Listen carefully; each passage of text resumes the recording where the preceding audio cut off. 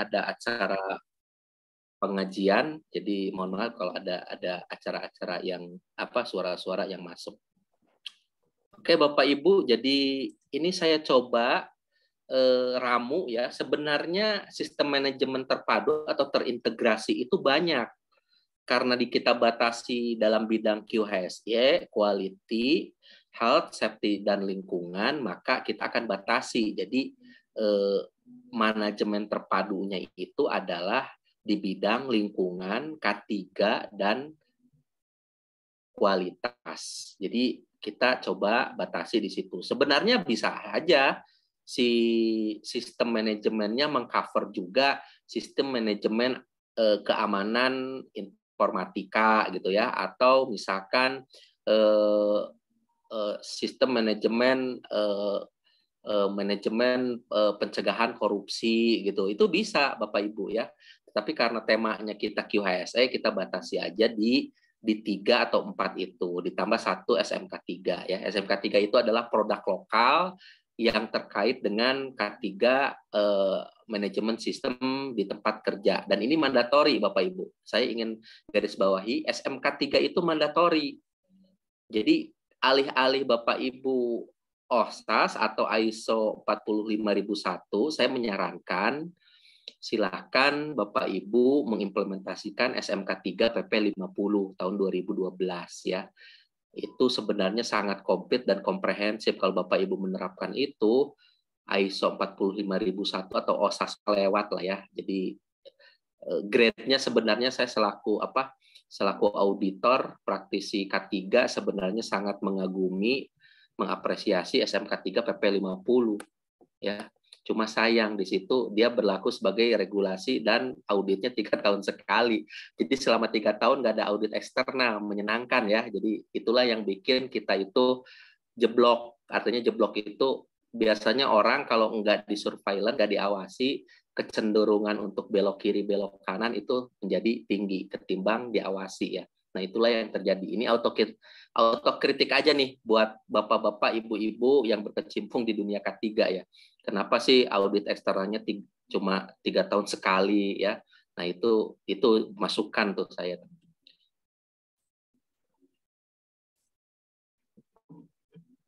Oke, kita mulai Bapak Ibu. Ini tadi udah diperkenalkan. Nah, ini adalah diskusi kita malam ini terbagi menjadi 2 bagian. Yang pertama adalah pendahuluan atau pengantar. Yang Bapak Ibu sekarang lagi lihat itu adalah pendahuluan. Nanti kita akan beralih ke contoh manual.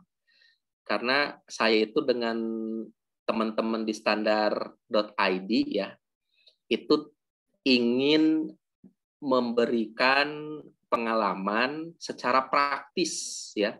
Tidak hanya teoritis tetapi praktis. Makanya di setiap webinar yang diadakan oleh standar.id itu kita akan share dokumen-dokumen praktis yang biasa berlaku di lapangan di bidang QHSE. Jadi tidak hanya pendahuluan, kemudian ada PowerPoint, tetapi kita juga share terkait dengan dokumen-dokumen yang terkait dengan tema ya. Jadi enak nih di standar.id itu. Jadi Bapak Ibu, saya bukan promosi tapi kita coba create karena kita itu pengennya connecting the people. Kalau udah connecting itu gimana supaya connecting? Berarti ada kebutuhan. Nah, kalau kebutuhannya bisa kita kasih solusi, biasanya orang akan connecting dengan kita karena kita dicari ya.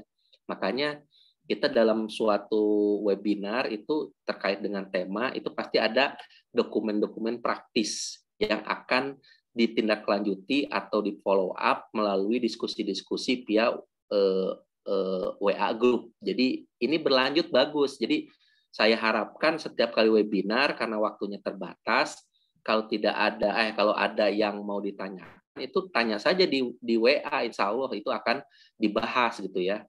Makin banyak yang bahas itu makin bagus buat referensi kita ya.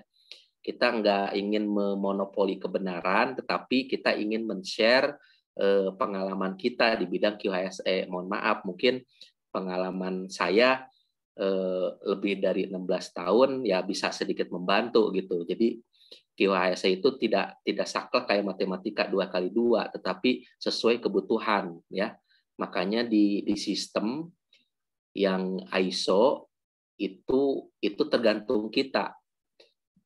Perusahaan yang jeblok ya, yang level compliance-nya rendah, boleh jadi lulus sertifikasi ISO. Karena di ISO itu tidak langsung harus di follow up, tetapi harus direncanakan di program. Boleh jadi 5 tahun programnya. Ya. Oke, Bapak Ibu. Jadi di pendahuluan yang ada di layar Bapak Ibu, nanti akan saya bagi menjadi 4 bagian. Yang pertama adalah pengertian IMS, ya. Kemudian ada 2 manfaat, ketiga referensi. Jadi harus ada referensi ya, apapun. Jadi kalau bahasa agama ini dalil. Nah, jadi dalam diskusi Bapak Ibu tidak penting hasil dari diskusi. Yang penting itu adalah argumentasi atau dalil yang Bapak Ibu sampaikan ya. Ingat ini harus patut dicatat. Jadi dalam suatu diskusi ya, tidak penting Bapak Ibu hasilnya. Orang boleh dari awal tidak setuju, tetapi ketidaksetujuan itu harus kita lihat dalilnya apa, referensinya apa. Jadi jangan sampai kita menyodorkan sesuatu pendapat tetapi tidak ada referensi. Nah, itu patut dipertanyakan ya.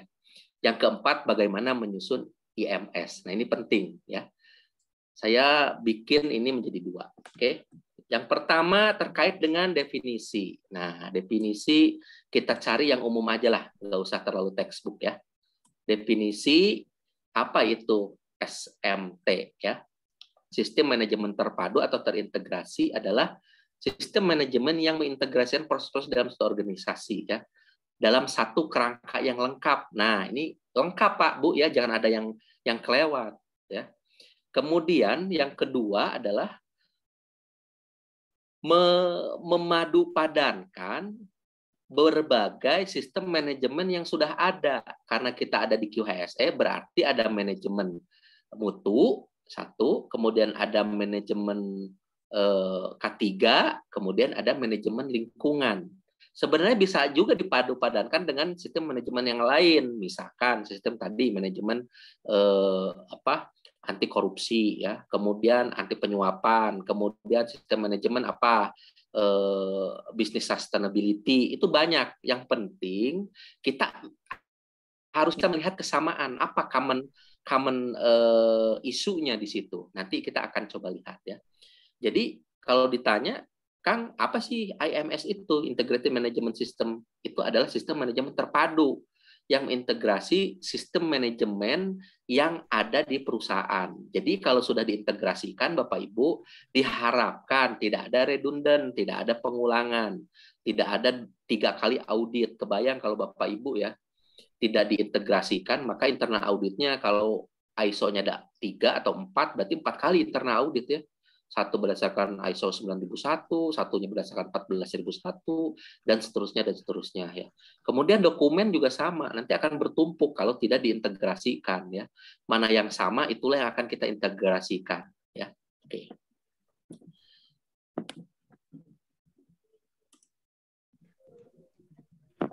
Bisa, Bu. Nah, ini bisa. Manfaat IMS ya, yang pertama adalah ngurangin duplikasi Bapak Ibu ya, terutama dalam pembuatan informasi terdokumentasi. Kita ngomongnya sekarang itu dokumen persyaratan ya, atau dokumen-dokumen atau rekaman ya, mulai dari kebijakan, manual, prosedur dan lainnya. Tadi saya sudah ilustrasikan, jika di tempat Bapak Ibu bekerja sekarang ada 6 sistem manajemen, kalau tidak diintegrasikan berarti akan ada 6 kebijakan, 6 manual, kemudian berpuluh-puluh prosedur, dan seterusnya. Dari situ, Bapak Ibu, kalau banyak duplikasi, komunikasinya nggak akan efektif, pasti. Karena apa? Karena kebanyakan dokumen. Ya. Kemudian yang ketiga, nah ini meningkatkan fokus bisnis. Kebayang, Bapak Ibu, jika di suatu perusahaan atau area kerja, ya, sistem manajemennya tidak diintegrasikan. Itu kalau butuh apa gitu, dia akan buka buku yang ini. Kalau butuh yang itu, dia akan buka buku yang itu. Jadi banyak buku sehingga fokus bisnis akan terganggu ya. Kemudian pendekatan yang lebih holistik untuk mengelola resiko. Kebayang kalau di sistem manajemen terintegrasi, itu resiko Bapak Ibu bisa dari A sampai Z Bapak Ibu bisa kelola. Tetapi kalau masing-masing, misalkan ya, ISO 14001 terkait dengan lingkungan, manajemen lingkungan ya. Di situ ada IEADL. Apa IEADL? Identifikasi aspek dan dampak lingkungan ya. Jadi di situ nanti itu satu berdiri sendiri. Kemudian nanti di 45001 atau di SMK 3 PP 50 ada lagi namanya IRADC. Itu ada dua. Dua nanti akan berdiri sendiri-sendiri. Nah, ini akan susah ya. Tidak holistik, jadi tidak A sampai Z. Tetapi kalau diintegrasikan Bapak Ibu satu proses ya, itu akan Bapak Ibu nilai baik dari segi mutu, baik dari segi K3, baik dari segi lingkungan. Misal penerimaan bahan baku. Nah, pada penerimaan bahan baku, apa yang bisa kita nilai terkait dengan risiko? Mulai dari quality ya, apa yang bisa mengganggu quality ini pada penerimaan bahan baku. Kemudian yang kedua, pada penerimaan bahan baku ditinjau dari aspek K3. Apa yang bisa kita kelola di situ? Identifikasi bahayanya apa? Kemudian dari segi lingkungan, apa yang bisa kita nilai? Bahaya serta environmental assessment-nya. Nah, itu di situ. Jadi nanti Bapak Ibu akan lihat secara holistik itu bisa lebih mengelola risiko karena satu aktivitas itu bisa kita tinjau ke dalam tiga sistem manajemen ya. Jadi ada yang quality, ada yang lingkungan, dan ada yang K3. Kemudian yang kelima, mengurangi konflik masing-masing sistem manajemen. Nah, ini biasanya Bapak Ibu kalau kita nggak paham, diperparah dengan tidak paham, ini biasanya akan menimbulkan konflik. Konflik itu terjadi karena interpretasi yang berbeda ya. Kalau kita integrasikan, maka akan ada satu definisi, maka akan ada satu interpretasi, dan itu akan mengurangi konflik ya. Karena integrasi ya. Kemudian yang keenam, pelaksanaan audit yang lebih efektif dan efisien baik secara internal maupun eksternal. Kebayang ya, kalau tidak diintegrasikan, tidak terpadu, maka audit hari-hari kita akan penuh dengan audit ya. Misalkan kebayang kalau sistem manajemennya ada 6, berarti dalam setahun dia ada eksternal audit 6 ya, kecuali SMK 3 tadi ya. SMK 3 itu audit eksternalnya hanya 3 tahun sekali ya. Nah, nanti kalau itu maka tidak akan efektif karena hari-hari kita akan dipenuhi dengan audit ya. Jadi nanti 4L tuh kepada tim auditor. Lu lagi ya, balik lagi gitu ya. Kemudian yang ketujuh adalah mampu memfasilitasi penerapan persyaratan standar manajemen baru yang ini diterapkan. Nah, ini menjadi lebih mudah kalau sudah integrasi, Bapak dan Ibu docking itu tinggal enak ya. Apa yang baru, what is new, kemudian kita integrasikan saja ke sistem ya. Ini manfaat IMS. Jadi Bapak Ibu ya, bagi yang Bapak Ibu sekarang masih satu-satu ya, sayang Ibu. Nah, ini nanti kita harus integrasikan karena manfaatnya banyak, minimal dari segi biaya itu berefek banyak ya. Kebayang nanti kalau auditnya itu satu-satu itu ya man days-nya nambah, kemudian biaya juga nambah, dan yang jelas itu dokumen itu sangat bertumpuk. Nah, ini ya. Nah, referensi atau dalil atau dasar hukum lah istilahnya yang bisa kita ambil untuk kita menerapkan sistem manajemen integrasi adalah PAS ya. PAS 99, dulu ada 2006, versi 2006, kemudian sekarang yang paling terbaru adalah versi yang 2012. Jadi ada Bapak Ibu standar bagaimana kita mengintegrasikan sistem manajemen yang ada di perusahaan. Jadi enggak bahasa Arteria Dahlan itu enggak ujug-ujug ya, enggak ujug-ujug nih, kita bikin aja, enggak. Tapi ada guidance-nya, ya. Judulnya adalah spesifikasi persyaratan sistem manajemen yang umum sebagai kerangka kerja untuk integritas ya. Nah, ini kalau bahasa Inggrisnya tuh Bapak Ibu bisa baca sendiri ya, Specification of Common Management System Requirements as a Framework for Integration. Nah, ini ya, ini Bapak Ibu, ini bukan standar sendiri yang nanti ada sertifikat sendiri, enggak, ini sebagai guidance ya. Jadi kalau Bapak Ibu mau mengintegrasikan berbagai macam sistem manajemen di perusahaan atau di tempat kerja, framework-nya itu ini ya, guidance-nya itu ini. Nanti akan ada 10 elemen dalam PAS 99 versi 2012. Nah, kita akan ngacu ini. Nah, 10 elemen ini akan kita gambarkan ke dalam manual. Makanya nanti manual dalam sistem manajemen yang terpadu atau integrated management system pasti ada 10, Pak. Minimal ada 10 ya. Mulai dari apa? Mulai dari scope sampai nanti ke evaluasi. Nah, itu atau sampai ke improvement, ke proses perbaikan. Nanti di PAS 99 versi 2012 ini akan ada ya. Jadi kita nggak sembarangan nih, kita gabungin aja masing-masing gitu. Enggak, tapi sesuai dengan PAS 99 ini nanti akan ada 10 elemen yang harus kita penuhi. Nah, penuhinya dari mana? Nanti kita akan bahas bagaimana cara mengintegrasikan sistem manajemen QHSE di tempat kerja ya. Jadi kita sekarang sudah paham nih, sudah tahu bahwa ternyata ada referensi untuk membuat suatu sistem manajemen yang banyak di perusahaan itu menjadi terpadu atau terintegrasi. Oh ya udah, kita pakai PAS 99 yang versi 2012. Nanti panitia akan membagikan PAS ini ya, mohon ini untuk kepentingan sendiri saja, Bapak Ibu bisa gunakan ini untuk referensi ya. Jadi ada 2 bahasa di situ, ada bilingual, 1 bahasa Inggris, kemudian yang kedua adalah bahasa Indonesia.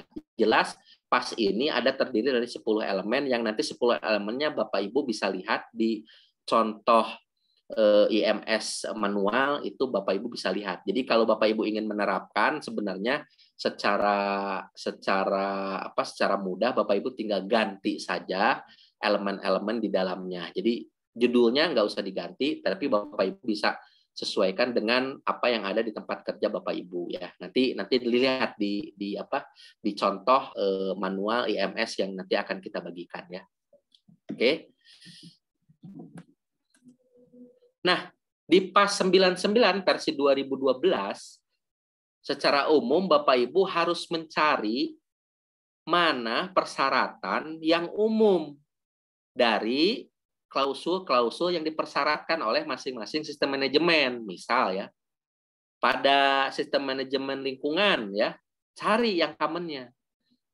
Ya, pada occupational health sama ya, pada quality sama gitu ya, dan pada yang lain juga sama. Jadi cari yang common, kemudian itulah yang akan menjadi backbone kita. Kalau ada yang beda-beda itu nanti akan lebih mudah. Jadi cari yang samanya, kemudian nanti kita akan bahas yang bedanya tinggal sedikit ya. Jadi kalau kita cari kesamaan pasti banyak. Nah, inilah nanti yang akan kita cari sebagai dasar untuk kita integrasikan ya. Gambar kedua di bawah itu adalah yang tadi yang saya bilang 10 elemen itu. Jadi yang pertama ya adalah konteks of organisasi ya. Jadi konteks organisasi ini harus ada. Kemudian yang kedua adalah leadership ya. Yang ketiga adalah planning, yang keempat adalah support, yang kelima adalah operation, yang keenam adalah ini performance evaluation, yang ketujuh adalah improvement. Jadi total nanti kalau di ini itu ada 10 ya. Nah, itu sebagai judul bab pada manual IMS yang nanti Bapak Ibu kalau mau bikin pokoknya harus ada 10 gitu ya. Kalau nggak 10, nah itu nanti jadi pertanyaan. Jadi kalau mau mengintegrasikan sistem manajemen, Bapak Ibu mulai sekarang, ternyata dalam sistem manajemen sistem terintegrasi, manualnya memuat 10 elemen berdasarkan PAS 99 ya. Nah, bagaimana tahapan menyusun IMS? Yang pertama, Bapak Ibu, ini yang paling singkat adalah pelajari klausul-klausul pada masing-masing sistem manajemen. Kalau Bapak Ibu sudah ISO 9001, manajemen mutu, pelajari. Kalau udah 45.000, manajemen K3, pelajari. Kalau udah di 14.001, pelajari masing-masing ya. Kemudian yang kedua, buat matriks perbandingan dari pemenuhan masing-masing klausul. Kalau bisa, deretin.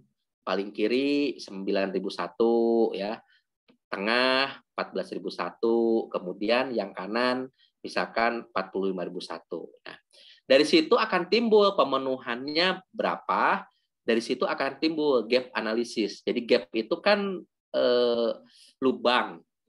Artinya mana yang belum dipenuhi, itulah yang akan menjadi gap analysis. Ini yang biasa kita lakukan kalau kita akan mendampingi klien atau perusahaan yang ingin menerapkan sistem manajemen, baik itu mutu, K3 maupun lingkungan. Biasanya kita akan bikin gap analysis.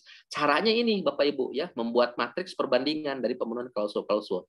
Jadi di list bikin tabel klausul-klausul, kemudian interpretasinya, baru yang kolom sebelah kanan itu adalah pemenuhan. Kalau belum ada ya 0, kalau udah ada tapi masih 50% berarti 50%, sehingga nanti akan ada gap analisis berupa biasanya radar chart ya.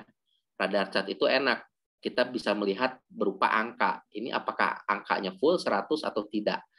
Bapak Ibu yang mau belajar terkait dengan audit segala macam, radar chart adalah tools yang paling efektif untuk memberikan gambaran seberapa efektif sistem manajemen di tempat kerja atau seberapa taat tempat kerja dalam memenuhi aturan. Ini yang paling bagus Bapak Ibu ya. Jadi tools itu harus Bapak Ibu pakai tuh ya.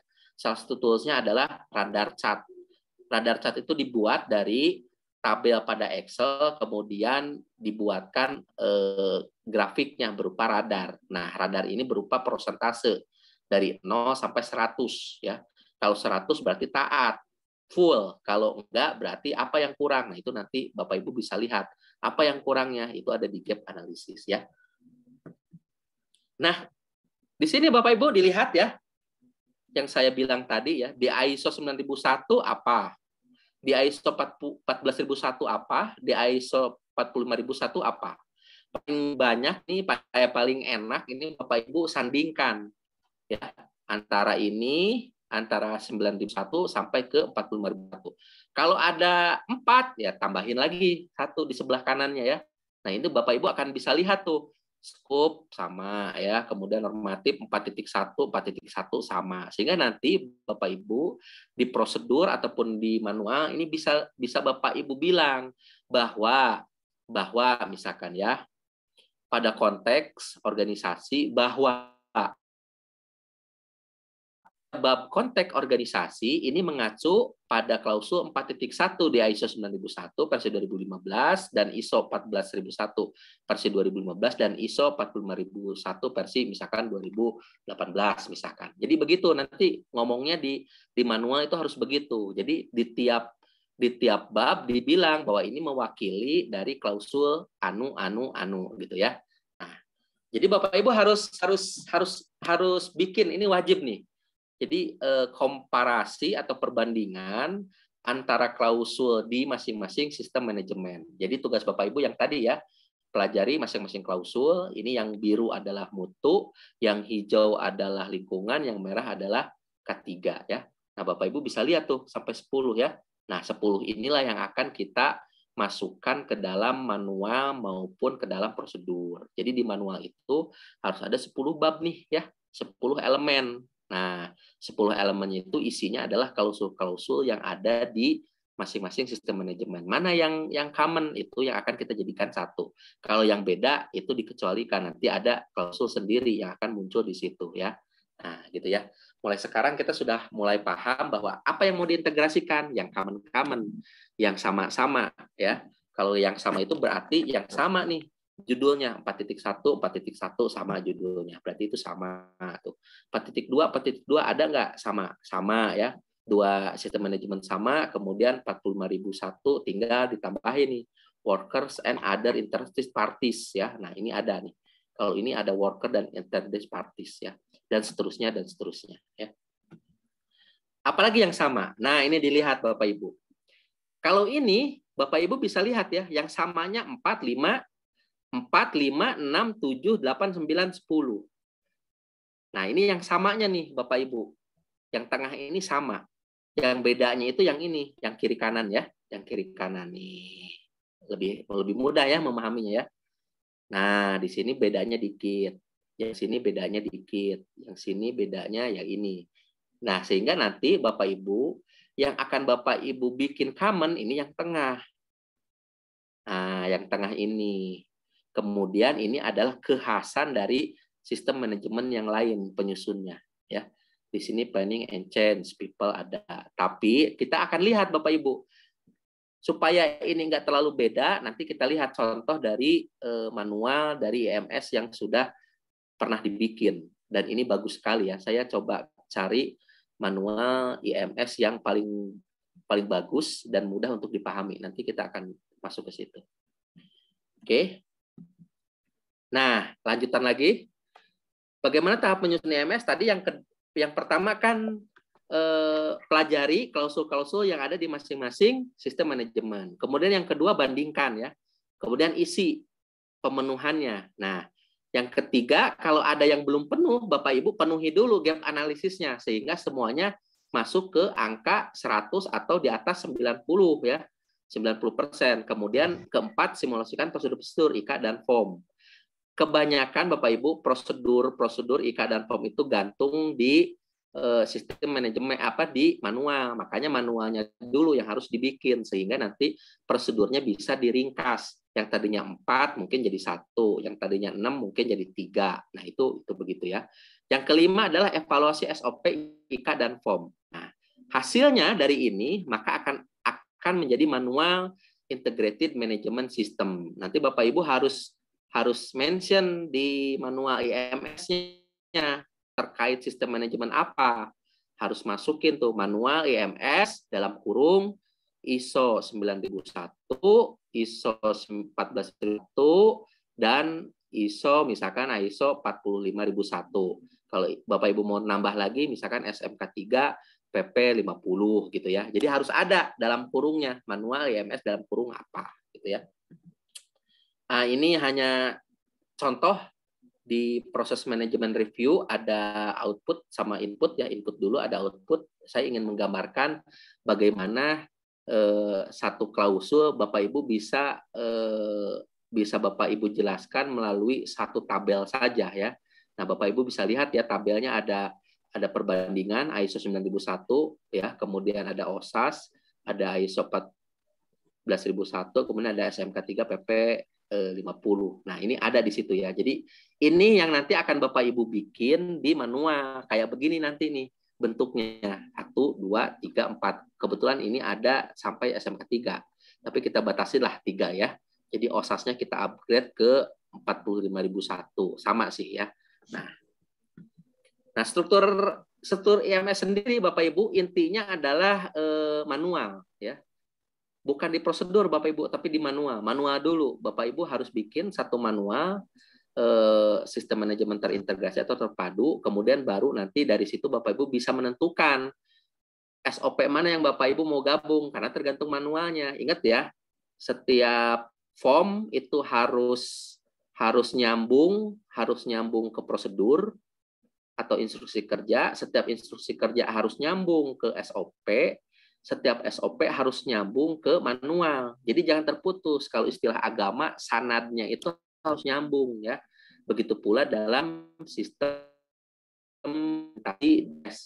Jadi rekaman ya, itu harus nyambung dengan IKA atau prosedur. Prosedur harus nyambung dengan manual. Jadi tidak boleh tidak nyambung, sehingga di manual harus mencantumkan related SOP. Di SOP harus mencantumkan related work instruction, misalkan related form ya, atau formulir. Saya beberapa kali menemukan di beberapa tempat area kerja yang itu nggak nyantol ya, nggak ada kanadnya gitu ya, nggak ada nyambungnya ke atas. Sehingga kalau kita trace formulir ini nyambung ke SOP mana nggak tahu. Jadi formulir atau rekamannya berdiri sendiri. Harusnya Bapak Ibu dalam satu sistem manajemen yang bagus ya, itu semua dokumen atau rekaman itu harus nyambung. Ini turunan dari SOP apa? SOP ini turunan manual yang mana? Nah, jadi itu yang penting kita cermati ya. Makanya di sistem dokumentasi itulah yang harus kita bikin sebagai gimana caranya ya supaya itu bisa tercermin dalam sistem penomoran misalkan ya. Misalkan form itu paling gampang ya. F strip apa nih? ngacu ke SOP nomor berapa. Nah, itu harus dibilang. SOP nomor berapa. Jadi F strip misalkan SOP-nya SOP ke lingkungan misalkan. Jadi L misalkan L SOP nomor berapa?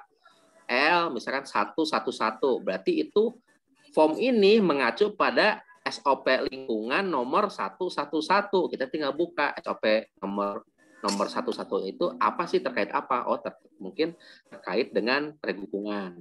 Nanti di situ ada lagi. Terus ya. Jadi harus begitu Bapak Ibu ya. Mulai belajar nih sekarang. Jadi nggak ngasal bikin penomoran pada sistem dokumentasi, pada sistem manajemen terintegrasi itu penting sehingga kita bisa trace. Formulir ini ngacu ke SOP ini. SOP ini akan ngacu ke manual bab yang ini ya. Itu harus paham. Supaya nggak terlalu panjang, Bapak Ibu harus kasih notifikasi. Misalkan A itu untuk mutu, B untuk sistem manajemen lingkungan, C untuk sistem K3. Sehingga nanti A, B, C berarti itu semua gitu ya. Kalau A doang berarti untuk mutu, B saja untuk lingkungan, C saja untuk misalkan untuk K3. Nanti kan ada beberapa yang beda tuh yang tadi. Nah, itu boleh jadi nanti SOP-nya beda sendiri sehingga nanti itu akan SOP-nya tidak ngacu ke integrated tapi ngacunya ke salah satu sistem saja gitu ya. Itu akan tercermin di situ. Oke, ada yang ditanyakan sebelum saya beralih ke contoh? Silakan. Mohon izin mau bertanya Kang Ben. Mangga. Itu yang di bawah sistem prosedur register itu apa ya? Apakah itu register manajemen resiko atau apa sih? Risk register atau apa tuh? Itu yang di tengah-tengah tuh di bawah kotak sistem prosedur ya. Kan ada tuh registers tuh di warna hijau tuh di kotak tengah di struktur IMS. Itu kan ada registers tuh ya di bawah sistem prosedur di bawahnya. Nah, itu dia. Itu tadi. Ini kah? Bukan. Ini. Ya, itu tuh register itu risk register. Yang dimaksud risk register atau register apa ya? Enggak, register itu artinya terdokumentasi apalah misalkan ya. Jadi Bapak Ibu jangan terpancing register itu apa. Bisa jadi register itu ya kayak HIRA ya. Risk register itu sebenarnya HIRA gitu ya. Kemudian ini bisa berarti ini risk register boleh Pak ya. Bisa ini form register. Register itu biasanya terkait dengan dokumen luar, kemudian kita masukin ke dalam, nah itu harus diregister. Misalkan peraturan ya. Bapak Ibu kalau nyaplok peraturan dari luar ya, dari luar perusahaan ya, misalkan peraturan menteri gitu ya. Nah, peraturan menteri itu Bapak harus register ya. Tidak nyaplok gitu aja. Ini peraturan menteri nomor sekian, tapi harus diregistrasi ke sistem Bapak ya. Salah satu contoh nih Om, ini salah satu contoh aja. Register itu begitu ya. Kita mau memasukkan dokumen dari luar, eksternal dokumen sebagai dokumen kita sendiri. Kan harus diregister toh.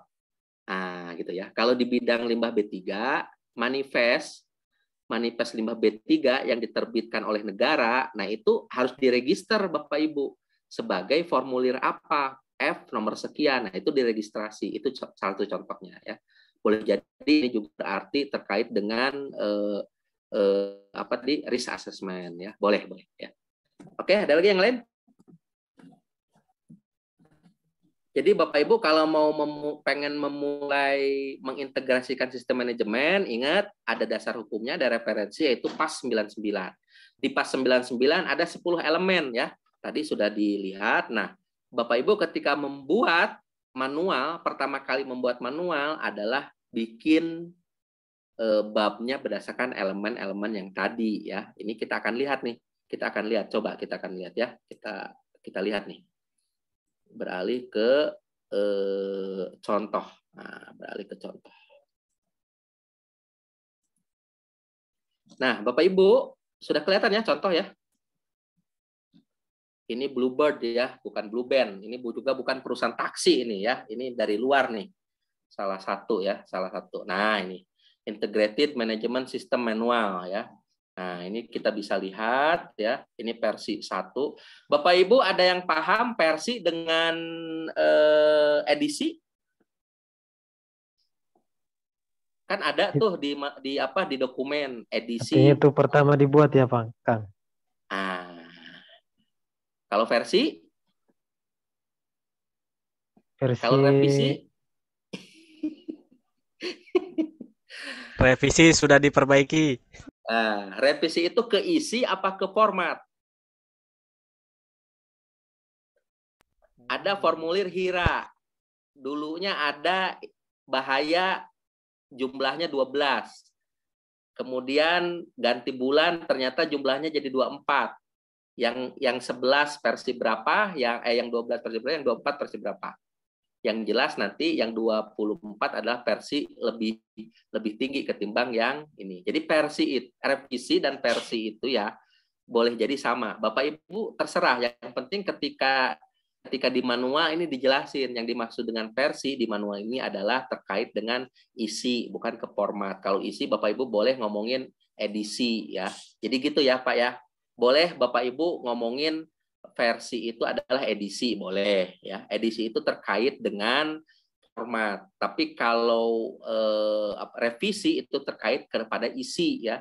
Jadi formatnya atasnya headernya harus begini begitu ya, babnya harus begini begitu. Nah itu biasanya edisi atau versi. Tapi kalau untuk revisi itu terkait dengan isinya. Contohnya yang tadi saya kasih tahu ya. Nah kemudian ini GRV EHSM ini terkait dengan inisial atau kode dari sistem manual. Bapak Ibu boleh pakai atau boleh tidak silahkan. Nah ini ada lembar atau tabel validasi ya.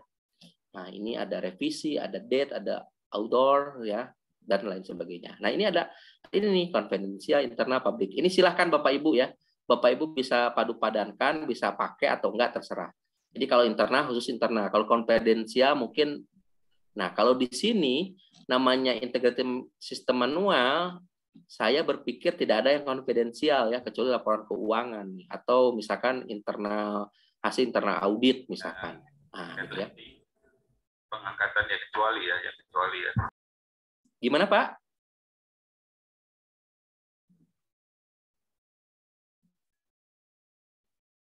Sebentar, ini ada pertanyaan nih. Kang, maaf saya mau tanya untuk penomor yang mengacu pada SOP atau manual apakah tidak lebih sulit untuk diingat dibanding yang nomornya lebih simpel, misalkan FR, SOP, A dibanding FR, HSE. Oh, mangga silahkan. Jadi gini ya Pak, penomoran dalam sistem manajemen yang penting disepakati dan penting kita tahu bahwa kalau menunjuk A itu adalah ini ya. Boleh jadi FR, HSE 001, nggak masalah. Sebenarnya nomor itu nggak usah dihafal, itu khusus untuk tracking dan untuk dokumentasi. Kalau Bapak nyari dokumen, keywordnya Bapak masukin boleh jadi sama. Ketika dicari di sistem, Bapak Ibu akan menemukan 10 dokumen yang sama judulnya. Kayak kita ngetik Google ya. Di Google itu kalau kita ngetik Hira itu pasti akan banyak, tapi kalau kita ngetik nomor itu mungkin akan langsung lebih terarah. Itu salah satu benefit kalau kita menggunakan nomor formulir ya atau nomor dokumen ya. Jadi silahkan Bapak Ibu kreasikan yang paling masuk akal dan paling gampang untuk dibikinkan ya. Jangan sampai nanti kalau misalkan nambah lagi dokumennya Bapak Ibu harus nambah lagi penomorannya. Nah, itu yang akan Bapak Ibu bikin bingung ya. Kang, kalau hierarki dalam dokumentasi paling tinggi apa ya? Nah, policy Bapak Ibu ya, policy. Kemudian kedua manual. Padahal policy itu bagian dari manual ya. Oke. Kita coba dulu ya, lihat dulu ini ya, lihat dulu contoh nih ya. Kita lihat dulu contoh nih. Kita lihat dulu contoh. Nah, Bapak Ibu kita lihat ya. Satu tabel of content-nya dari nomor 1 sampai kita lihat benar nggak sampai 10. Nah, betul ya, sampai 10 ya. Kita akan coba lihat lagi nih di sini di tempat yang lain di contoh yang lain. Kita lihat sebentar. Kita lihat di contoh yang lain.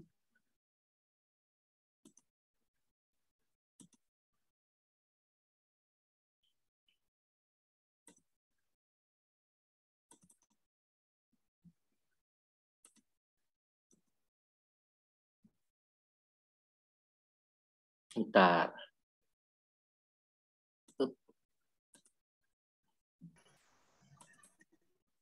Nah, Bapak Ibu, ini ada yang satu lagi. Ini terkait dengan contoh Integrated Management System Manual. Nah, ini versi 5, berarti ini sudah 5 kali perubahan nih ya. Nah, ini di India ya. Nah, ini lebih enak lagi nih, lihat. Ya, di situ dideskripsikan bahwa manual ini terkait dengan ISO 9001 versi 2015, 14001 versi 2015, 45001 versi 2018. Ini nih paling enak nih, Bapak Ibu. Ini paling rapi juga nih ya. Penyusunannya paling rapih dan sistematis ya. Semuanya ngacu ke PAS 99 ini Bapak Ibu ya. Mengacu ke PAS 99 yang tadi kita bahas nih. Jadi Bapak Ibu kalau mau cheating ya, kalau mau jadikan ini referensi, ini aja nih yang saya rekomendasikan nih. Dan ini juga terbaru nih, baru tahun kemarin nih 2021 bulan April ya. Ini Bapak Ibu bisa lihat. Nah, ini. Cuma ada beberapa susunan yang mungkin agak janggal kalau di Indonesia. Mereka langsung di halaman awal-awal itu sudah ada langsung policy ya, corporate management policy. Nah, salah satu ciri dari integrated management system adalah policy-nya menyatu Bapak Ibu. Jadi di sistem manajemen mutu, lingkungan dan K3 atau sistem yang lain, kita bisa lihat bahwa komitmen yang dituangkan dalam kebijakan itu terintegrasi semua ya. Di sini Bapak Ibu bisa lihat nih. Jadi kami berkomitmen untuk 1, 2, 3, 4 sampai 14 ya. Sampai 14 ya. Nah, jadi Bapak Ibu bisa lihat nih kalau di quality apa sih yang wajib? Bapak Ibu bisa lihat nih di sini ya. Ada ini. Menjamin kualitas dari batu bara yang disuplai ke customer ya. Kemudian yang kedua optimum utilization of our available resources ya, dan seterusnya. Ingat Bapak Ibu di ISO 45001 kemudian di lingkungan ada poin-poin yang nggak boleh Bapak Ibu lupakan di kebijakan, yaitu ya yang ini Bapak Ibu bisa lihat ya, ada continual improvement itu wajib dicantumkan, kemudian ada prevention of pollution ya, kemudian injury ya, kecelakaan, kemudian ada penyakit akibat kerja yang terkait dengan aktivitas kerja, kemudian ini mengeliminasi bahaya ya. Maaf Kang, nggak kelihatan itunya Kang, penampilan itunya presentasinya. Kang. Oh, sorry. Sebentar. Diulang. Maaf.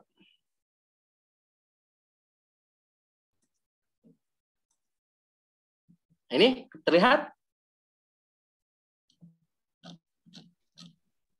Nah, ini baru atas Kang. Dari awal, Pak. Nah, sebentar ya. Maaf. Kita kecil. Ini nanti Bapak Ibu akan kita share ya. Jadi Bapak Ibu silahkan kalau mau ngacu ke sini, ini lebih enak nih. Integrated System Management System Manual. Kalau Bapak Ibu PDF-nya yang original, ini Bapak Ibu bisa dikonversi ke Word ini ya. Jadi gampang nih ya. Jadi bisa Bapak Ibu bikin nih ya. Nah, ini ada approval di sini. Approval itu sebenarnya validasi dari pimpinan puncak ya di sini nih. Bapak Ibu bisa lihat di halaman 2 ya, manual ini menjelaskan apa? Sistem manajemen terpadu dari perusahaan yang namanya MCL ya, secara simultan ya, yang berdasarkan dari persyaratan yang ada di internasional standarnya disebutin. Nah, ya. Kemudian yang ini adalah ini yang terbaru ini maksudnya ini adalah edisi terbaru yang menghilangkan atau mensupersede versi yang keempat, artinya dia merevisi versi keempat gitu ya. Nah Bapak Ibu bisa plug ini, bikin aja seperti ini ya. Kemudian scope-nya, nah ini scope-nya silahkan Bapak Ibu lihat ya. Nah kayak gini ya. Lihat tuh, orang India kalau bikin kayak gini jago tuh Bapak Ibu ya. Kalau Bapak Ibu pernah ngantor di perusahaan-perusahaan India ya, saya pernah berkesempatan ngantor di perusahaan India ya, 3 tahun sebagai SM manager perusahaan shipping company. Nah, orangnya orang India, mereka benar rapih nih kayak begini. Makanya saya senang nih kalau lihat manual-manual ini dari perusahaan-perusahaan India, mereka rapih ya. Nah, ini halaman 2, Bapak Ibu nanti bikin kayak begini aja. Kemudian halaman ini ketiga ini adalah terkait dengan corporate management policy. Bapak Ibu ini tinggal ganti aja terkait dengan scope of work-nya ya. Tapi yang jelas ada beberapa hal yang di K3L itu nggak boleh tidak ada ya, harus ada ya terkait dengan prevention pollution, kemudian pencegahan penyakit dan kecelakaan kerja itu harus ada ya. Kemudian ada juga continuous improvement itu tidak boleh tidak ada. Kemudian ada terkait dengan compliance ya, bahwa kita akan mematuhi aturan yang terkait dengan perusahaan dan seterusnya dan seterusnya. Kemudian harus ada juga kata-kata mereview ya, mereview policy ya. Oke, nah ini ada distribution list. Kemudian, nah ini Bapak Ibu yang ini, yang 2 konten referensi klausul, Bapak Ibu nanti tinggal bikin aja ya ini ya. Tinggal Bapak Ibu copas, ISO 5001-nya Bapak Ibu nanti ganti. Saya akan kasih yang nanti oleh panitia itu akan ada ini SMK3 ya. Jadi yang mau nerapin SMK3 ini tinggal ada nih nanti. 166 ya. Yang jumlah elemennya 166 ya. Jadi yang edisi komplit nanti ada ya. Nah, ini Bapak Ibu tinggal lihat aja. Jadi nanti misalnya ini planning, action, address, risk and opportunities, berarti ini satu SOP nih. 6.1, 6.1 kalau di ini 4.2 kemudian 6.1. Bapak Ibu bisa lihat ya, kalau yang udah ISO 9001, 14001 dan 45001 ini sudah dibikinkan sama ya klausul-klausulnya 6.1, 6.1, 6.1 enak ya. Nah, ini Bapak Ibu tinggal copy paste, tinggal disesuaikan saja ya. Kemudian ada ini definisi dan singkatan. Bapak Ibu harus jelasin tuh sesuai dengan lingkup perusahaan ya. Dan seterusnya dan seterusnya. Oke, Bapak Ibu silakan ada yang mau bertanya, mangga. Mohon izin mau bertanya Kita Kang diskusi dulu ya. Mohon izin mau bertanya Kang Ben. Lanjut. Ini terkait manual, apakah manual itu hampir sama kayak semacam apa ya? Jadi artinya kalau kita mau bikin manual, artinya kerangkanya seperti yang Kang Ben tadi udah bilang kan, artinya boleh sama, boleh lebih, yang penting jangan kurang gitu ya kira-kira ya. Betul, Bapak Ibu. Jadi kita referensinya, dalilnya adalah PAS 99 yang terbaru itu versi 2012. Dari situ ada 10. Nah, 10 itu Bapak Ibu sebenarnya ngecat aja dari klausul-klausul. Makanya saya bikin paling enak adalah udah ikutin aja ini. Jadi bab-babnya itu ngikutin di PAS. Jadi yang tadi yang 4.1 ya scope of work dan selanjut ke nomor 10 sampai ke nomor 10. Bapak Ibu tinggal ngisi aja. Kan enak ya ketimbang Bapak Ibu nyari-nyari ini babnya harus apa aja. Nah, tinggal masukin aja 10 bab itu harus menjadi bagian manual. Nah, ini yang ada di layar Bapak Ibu ini adalah contoh yang paling bagus yang pernah saya temuin terkait dengan integrated management system ya. Jadi lihat deh sini ya, yang sedang ada di layar Bapak Ibu ya, lihat nih. 4.3 scope and coverage of integrated management systemnya. Di sini langsung Pak Bu, mereka ada ininya nih. Klausul 4.3, ISO 9001, ISO 14001, 45001 dan klausul 4.1 ISO. Nah, jadi udah ada beginian. Jadi daripada Bapak Ibu pusing-pusing beneran, ini tinggal caplok aja ya. Dengan catatan Bapak Ibu ini dirubah dulu ke Word ya. Kemudian baru Bapak Ibu bisa cantumkan ya. Ini paling enak nih Pak ya. Saya bukan ngajarin cheating mudah ya, tapi ini Bapak Ibu kembangkan dulu tahapan yang tadi di presentasi pendahuluan ya, pelajari klausul-klausul, habis itu bikin gap analisis, kemudian penuhi gap analisisnya, habis itu baru jadi manual ya. Jangan dibalik Pak, bikin manual dulu nanti akan banyak bolongnya nih ya. Jadi 10 hal itu aja yang akan kita masukkan di manual. Ada lagi yang lain? Mohon izin bertanya lagi Kang Ben. Lanjut. Sorry, mohon maaf banyak pertanyaan. Gak apa-apa. Jadi gini, misalkan nih kita udah buat manual nih untuk 3 standar ya, 9001, 45001, 14001. Nah, misalkan ini udah kita selesai nih, kita buat, ya udah kita diaudit segala macam ya.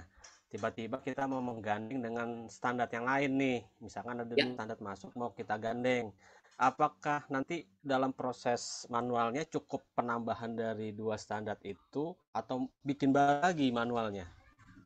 Nah, Bapak Ibu ulangi di langkah kedua. Langkah kedua itu Bapak Ibu bikin kolom 1, klausul-klausul yang ada di sistem manajemen yang Bapak Ibu mau masukkan lagi, Bapak Ibu sandingkan. Mana yang scope of work, mana yang ini. Kalau sudah ada, Bapak Ibu tinggal ganti di scope of work, di masing-masing bab, di manual. Nggak usah diganti semua. Untuk versinya tetap berubah nggak tuh? Kalau ada penambahan standar baru lagi gitu, Kang Ben? Enggak Enggak ya? Enggak. Baik, terima kasih Kang Ben. Sip.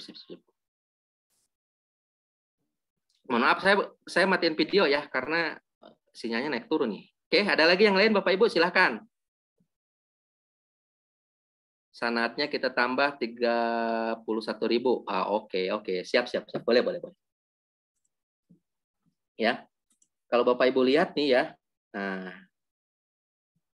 Lihat Bapak Ibu, sistem manajemen yang Bapak Ibu akan terapkan itu ruang lingkupnya ada di mana? Apakah di kantor pusat saja atau di seluruh site ya? Bapak Ibu harus deskripsikan tuh ya. Ini contoh yang ada di layar monitor Bapak Ibu, ini yang paling bagus yang pernah saya temui nih ya. Cuma sayang ini dari luar sana ya, tapi ini bagus nih ya. Tinggal ganti nama PT, kemudian ini satu bara ya. Ini bagus nih. Nah, leadership and commitment ya, banyak. Oke, ada lagi yang lain Bapak Ibu? Kang Ben, izin bertanya Kang Ben. Lanjut, Bu. Ya. Ini Kang Ben, misalnya kan di klausul 5 ya, antara ISO 9001, 14001 sama 45001. Itu kan di 45001 kan ada tambahan tentang konsultasi dan partisipasi pekerja. Itu kita kalau di manual itu kan itu ada di klausul 5.4 ya. Itu tetap urutan setelah misalnya klausul 53 langsung kita tambahkan klausul 54 itu atau seperti apa? Boleh. Begitu boleh Ibu, atau Ibu tetap 5 titik yang tadi 5.3 Ibu bisa lanjutkan dengan insert itu. Nggak usah ditambahin lagi gitu. Maksudnya nggak usah ditambahin apa? Klausulnya? Maksudnya nggak usah pakai klausul 5.4 tapi langsung judul konsultasi gitu, konsultasi ya, dan boleh begitu boleh gitu. Oh ya, nggak usah pakai apa pakai nomor klausul tapi langsung judul klausulnya gitu ya. Siap, boleh itu boleh. Begitu juga misalnya di sistem manajemen lainnya gitu ya, nggak ada langsung kita angkat. Betul Ibu, betul sekali. Ya, baik, makasih Kang Ben.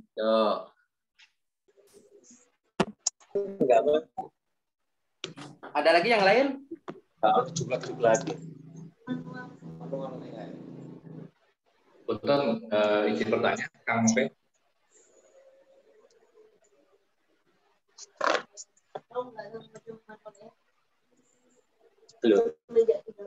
Lanjut Om, silakan. Mohon. Izin bertanya, Kang Ben.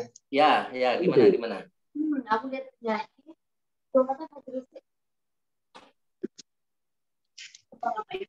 Lanjut Om. Ya, dengan Joko. Jadi kalau silakan Joko. Contohnya bahasa Inggris ya. Apakah ini bisa disesuaikan dengan bahasa kita, bahasa Indonesia? Bisa, boleh. Sekarang sudah ada aplikasi yang bisa mengkonversi, mentranslate bahasa Inggris ke bahasa Indonesia secara online maupun offline. Oke. Bapak Ibu harus mention ya di manual bahwa manual ini dibuat dalam 2 bahasa misalkan ya. Dibuka agak jangan tinggi. Halo Bapak Ibu. Oke, terima kasih penjelasannya. Oke ya. Boleh bilingualnya dalam 1 halaman atau Bapak Ibu pisahkan, ada yang 1 manual komplit dalam bahasa Inggris, ada 1 manual komplit dalam bahasa Indonesia.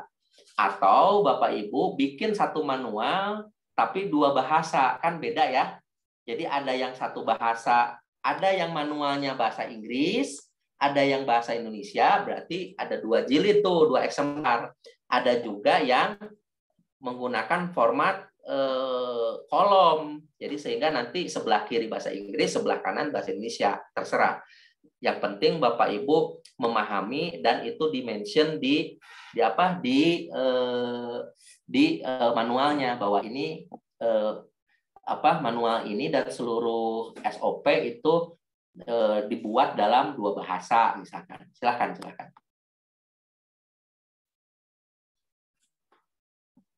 Ada lagi yang lain Bapak Ibu, silakan. Ya, izin bertanya lagi Kang Ben. Tadi kan Kang Ben menyampaikan bahwa untuk integrasi ini kita pakai frameworknya itu PAS 99 ya. Terus kalau kita lihat kan semua standar ISO yang versi 2015 ke atas itu kan sudah 10 klausul semua ya. Baik itu 9001, 14001 maupun 45001. Kalau kita pakai frameworknya ISO 9001 itu bisa nggak ya?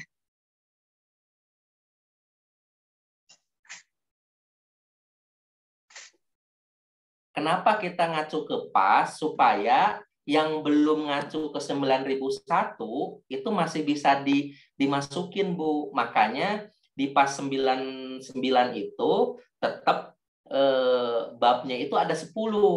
Nah, ini untuk mengakomodir sistem manajemen yang belum ngikutin itu.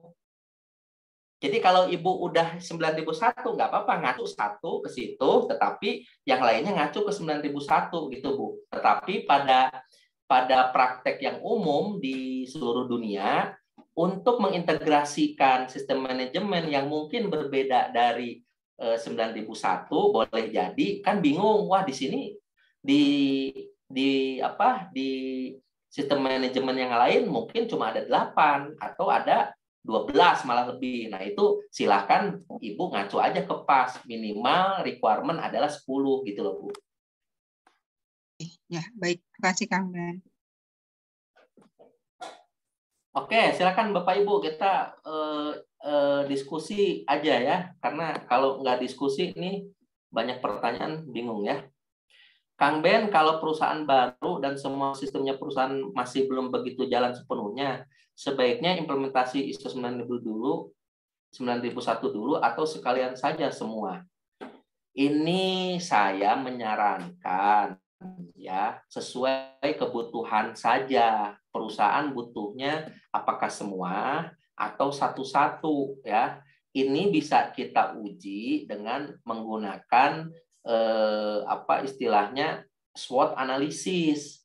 Jadi Bapak Ibu mohon maaf walaupun saya konsultan ISO ya, tapi saya harus jujur nih bahwa boleh jadi untuk sertifikasi 14.000 belum dibutuhin gitu ya.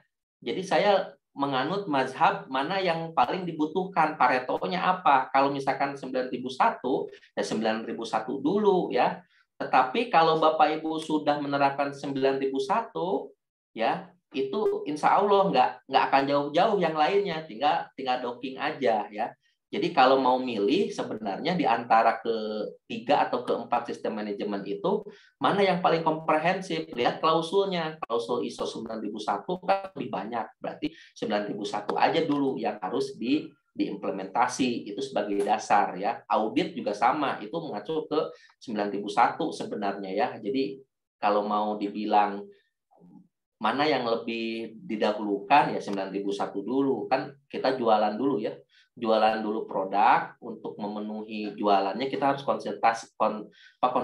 konsisten dalam mutu barang atau mutu pelayanan gitu ya.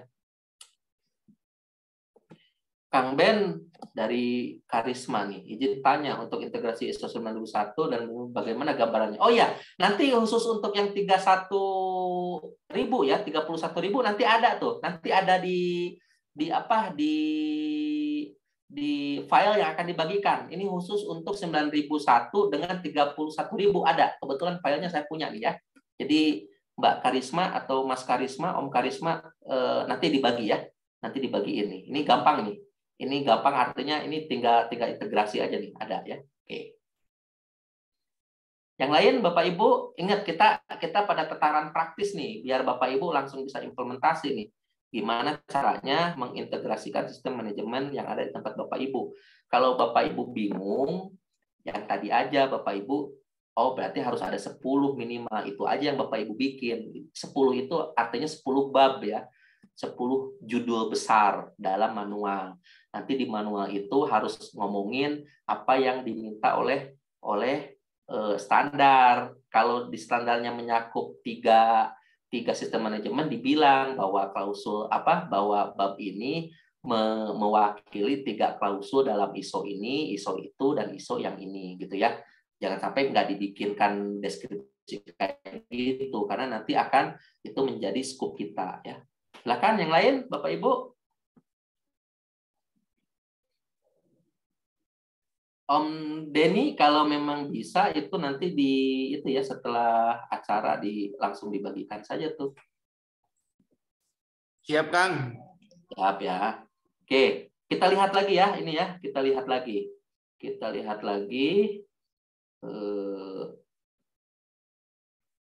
Lihat lagi yang tadi MCL ya, MCL. Ini MCL bukan perusahaan oil and gas ya, tapi tambang nih ya. Nah, Bapak Ibu lihat ya, action to address. Nah, di 6 ya, di bab 6 ini terkait dengan rencana, itu sebenarnya di PAS itu sudah ada tuh judulnya, action to address risk dan opportunities ya. Nah, ini itu mewakili klausul 6.1 di 9001, 14.001 dan ISO 45001 ya. Nah, nanti di situ ngomong tuh Bapak Ibu harus jelaskan di bawah dan sebagainya ya. SOP yang terkait dengan ini SOP apa? Nah, gitu ya. Di sini ada nih Pak Bu yang matriksnya juga ada tuh disediain. Kalau Bapak Ibu yang belum tajam dalam matriks, silahkan Bapak Ibu bisa ngacu ke sini. Angkanya bisa Ibu naikin ya. Dari 1 sampai 5 boleh jadi 1 sampai 6 atau 1 sampai 10 boleh ya. Di webinar-webinar yang terdahulu terkait dengan HIRA ini tidak menjadi patokan nih 1 sampai 5, bisa jadi boleh ada 1 sampai 3 atau 1 sampai 10 boleh ya. Nah, ini lihat Bapak Ibu ya. Jadi yang bisa Bapak Ibu hemat di sini adalah severity effect, kemudian probability, kemudian duration, dan lain sebagainya. Ini ada berapa nih Pak? Bu? Ya, ada 1, 2, 3, 4, 5. Kita mengenal kalau di HIRA itu ada cuma 2 ya. Ya, benar nggak? Probability dikali severity, kan gitu ya. Nah, kalau ini ada 5 Pak, Bu. Jadi pengalinya itu faktor severity dikali probability dikali duration of effect dikali risk to human and health safety dikalikan dengan legal implication. Nah, ini kita kamu lagi nih ya. Jadi yang dulu saya bilang Bapak Ibu susun HIRA dari mulai sederhana, paling sederhana cuma severity dikali probability, selesai. Tapi kalau ini lebih kompleks, dikalikan lagi duration, sehingga nanti kalau yang 5 kali 5 kali 5 kali 5 kali 5 ada berapa tuh? 225, berarti itu mentok tuh. Berarti itu adalah yang tidak bisa dikesampingkan, harus diturunkan. Nah, kita sudah tahu ya, cara menurunkan level resiko adalah melalui eliminasi, substitusi, dan APD ya, dan seterusnya sampai APD ya.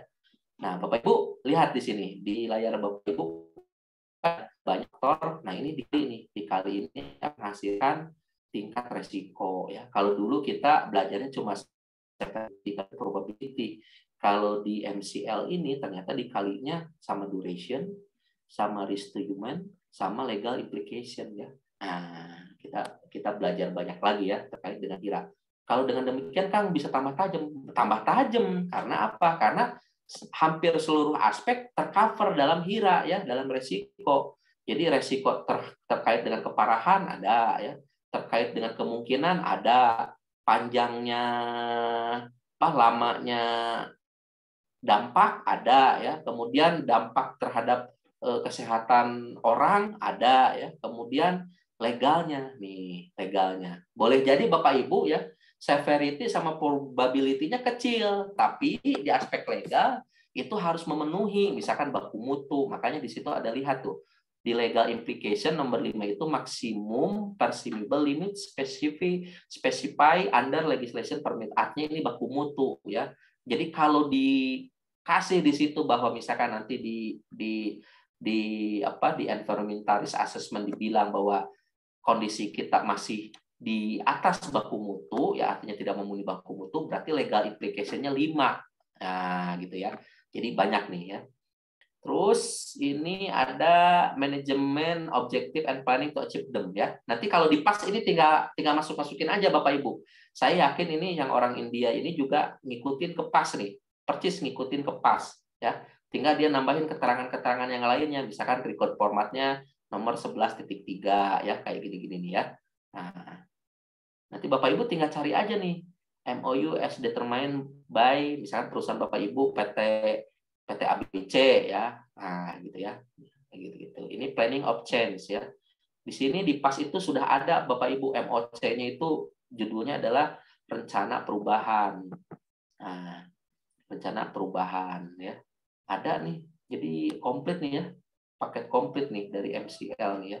Kebetulan dia perusahaan mining, jadi di perusahaan mining itu harus ada terkait dengan energi yang tadi ya, di 51.000 ya. Nah, Bapak Ibu nanti kalau lihat, ini ada berapa lembar?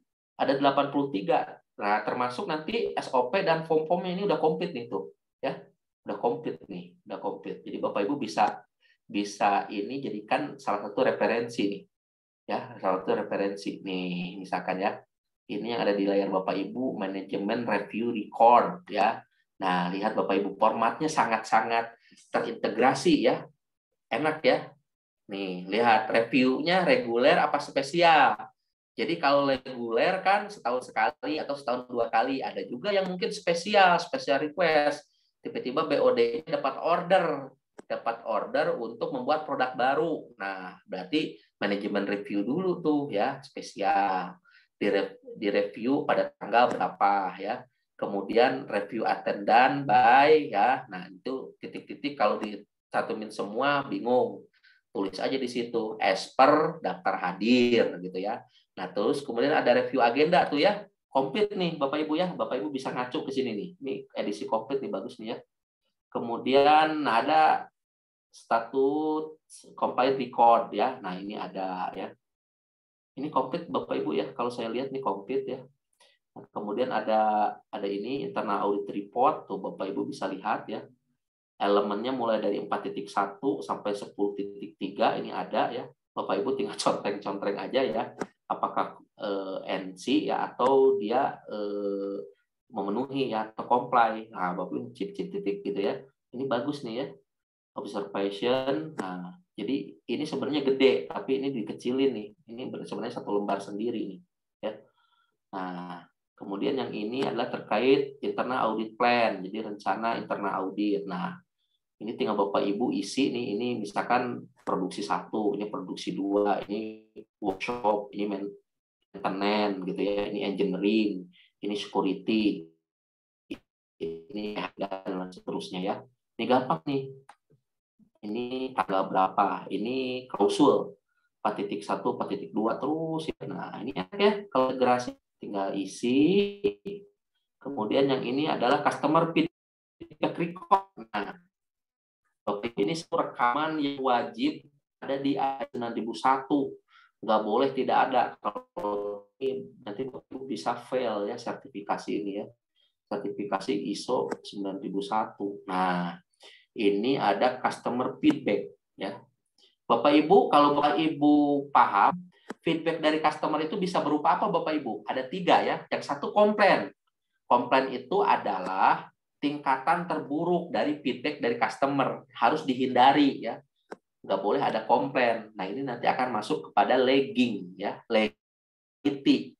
Jadi KPI quality, berapa jumlah komplain, satuannya boleh ppm atau boleh jumlah secara nyata ya dalam 1 tahun.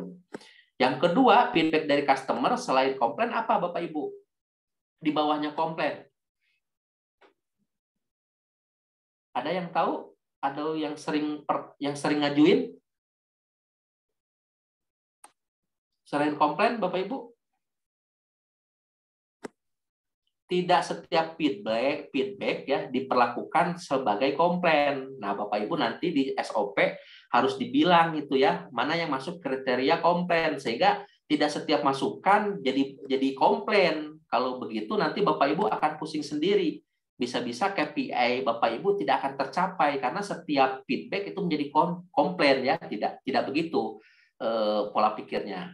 Kita harus mendefinisikan di SOP atau di manual yang dimaksud dengan komplain adalah jika feedback yang disampaikan oleh customer memenuhi 3 aspek, misalkan ya, aspek ketepatan waktu, misalkan ya, kemudian kualitas atau mutu barang atau pelayanan atau SPM ya, kemudian yang ketiga adalah misalkan apa, harga misalkan. Nah gitu Bapak Ibu harus mention gitu sehingga nanti tidak setiap feedback dari customer Bapak Ibu treat sebagai komplain ya, nggak begitu, nanti kasihan tuh orang QA kemudian sales dan sebagainya nanti tiap hari ngomongin komplain terus ya.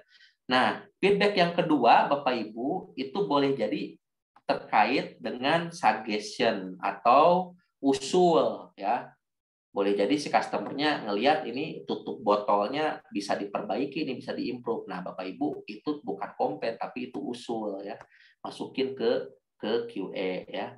Kemudian apalagi Bapak Ibu selain suggestion, kemudian komplain, satu lagi apa?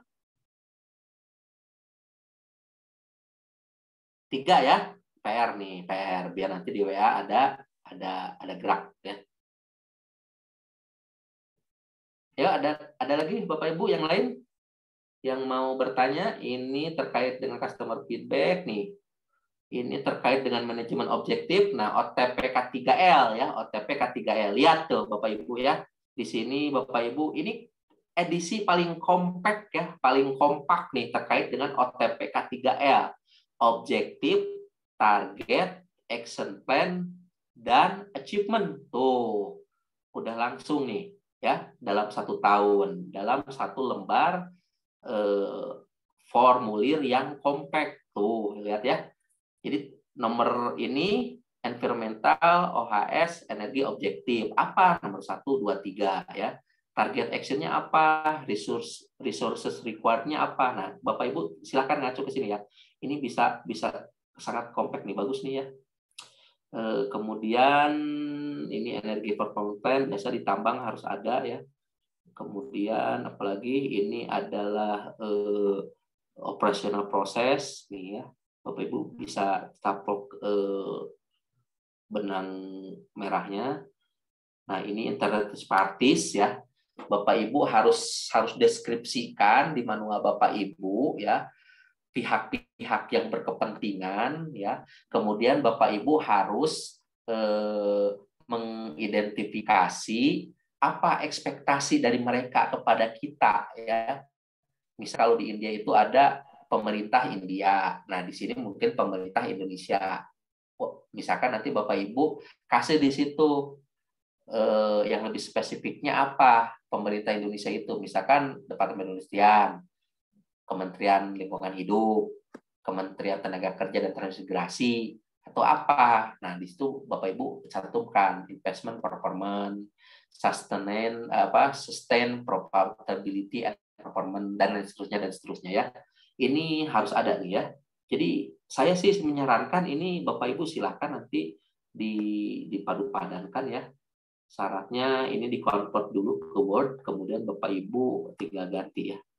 Nah, lihat tuh ya. Di sini juga ada tugas dan wewenang ya. Komplit ya. Roles and responsibilities relevant to this management system. Dari mulai komisaris sampai ke bawah ya, sampai ke tuh all employees ya. Jadi sampai ke setiap karyawan ada tuh ya. Keren ya. Nah, ini sampai nih ada aneks 10, lampiran 10, lihat. Karakteristik kunci dan baku mutunya. Tuh, lihat ya. Jadi ada ini Ini bisa Bapak Ibu juga cantumkan sebagai quality objektif juga bisa ya. Ada di sini ada produksi batu bara. Satuannya adalah ton. Nah, ini limitnya adalah sesuai dengan izin ya. Kemudian siapa yang bertanggung jawab di situ? Mining Department ya. Nah, ini adalah source of permissible limitnya dicantumin di mana? Oh, ada di program tahunan gitu ya. Nah, Bapak Ibu enak nih ya. Bapak Ibu tinggal ganti aja nih, misalkan kualitas udara ambien, Bapak Ibu tinggal ganti aja detail unitnya apa, kemudian NAB-nya apa, kemudian responsibility departemennya siapa nih ya. Kalau di tempat Bapak Ibu mungkin orang EHS ya, tulis saja EHS departemen. Kemudian di situ masuk ke peraturan yang mana. Komplit Bapak Ibu, ini saya rekomendasikan nih. Silakan Bapak Ibu bikin seperti inilah ya. Nyicil. Nanti habis lebaran manualnya jadi ya. Nah, ini ada lagi nah itu tadi udah. Kemudian eksternal dan internal isu. Nah, ini juga Bapak Ibu jangan sampai lupa ya. Bapak Ibu harus cantumkan di tempat Bapak Ibu bekerja. Letak tempat kerja Bapak Ibu apakah di pinggir sungai misalkan ya. Apa pengaruhnya dari segi HSE? Nah, gitu ya. Kemudian ada di tengah kota, di tengah perumahan atau apa? Silakan Bapak Ibu mention isu-isu eksternal ya. Ya. Nah, ini enak nih. Bisa lihatnya enak ya.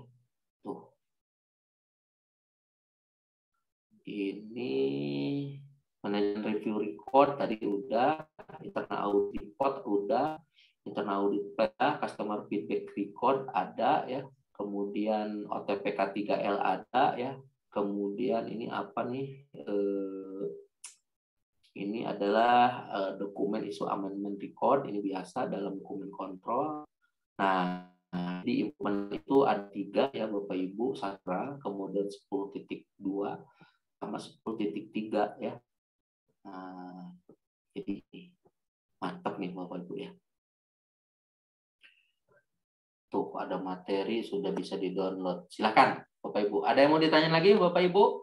Jadi Ibu pas 99 itu tadi, jadi dari 10 kalau ngacu 9001 itu adalah seluruh klausul. Ini kenapa di pas itu diatur supaya nanti yang enggak berkesesuaian 9001 itu bisa menyesuaikan. Jadi ada frameworknya. Ikutin aja ke pas yang 10 itu. Nah, itu bisa ya.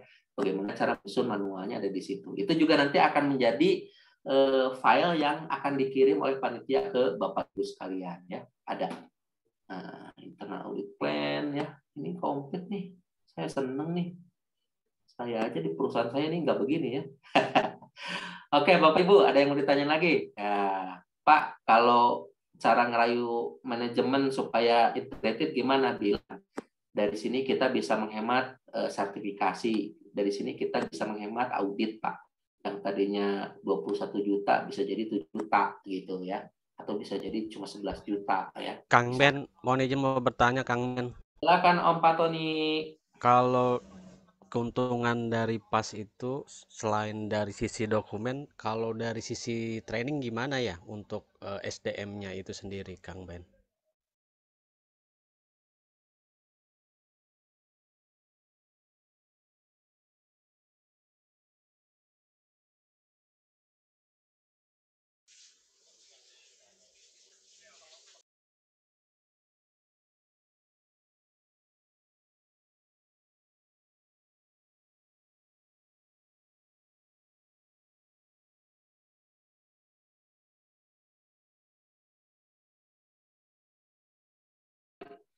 Gini Bapak Ibu, maaf tadi termute ya. Untuk PAS itu sebenarnya tidak detail ke training, tetapi di situ ada kompetensi ya. Nah, di situ Bapak Ibu bisa padu-padankan, bisa Bapak Ibu padukan kebutuhan training ya. Saya pengen mention contoh yang sekarang lagi marak ya di lembaga-lembaga training. Bapak Ibu pernah ngikut nggak training ahli K3? tetapi sertifikatnya ada 17.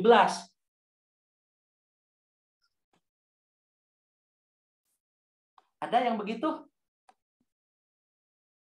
Halo?